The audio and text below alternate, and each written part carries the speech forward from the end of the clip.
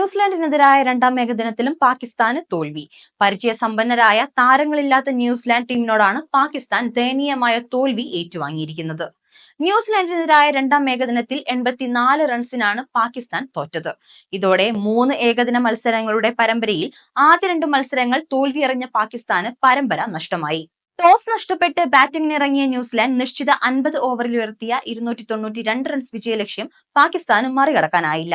41.2 over bat ചെയ്ത പാകിസ്ഥാൻ 208 റൺസിന് പുറത്തായി. പാകിസ്ഥാനു വേണ്ടി ഫഹീം അഷ്റഫിനും നസീം ഷാക്കും മാത്രമാണ് അർദ്ധ സെഞ്ചുറി നേടാനായത്.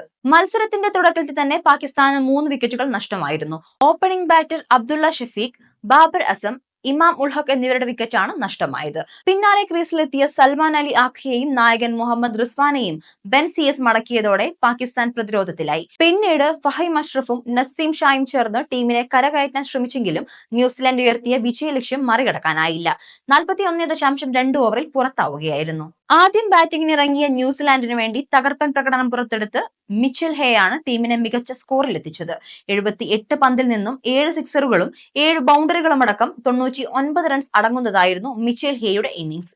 മിച്ചലിനു പുറമെ മുഹമ്മദ് അബ്ബാസ് 41 റൺസും നിക് കെല്ലി 31 റൺസും നേടി. ബൌളിംഗ് നിരയിൽ ന്യൂസിലാൻഡിനു വേണ്ടി ബെൻ സിയസ് 5ഉം ജേക്കബ് ഡഫി 3ഉം നാഥൻ സ്മിത്ത്, വിൽ ഒറൂക്ക് എന്നിവർ ഓരോ വിക്കറ്റും വീഴ്ത്തി.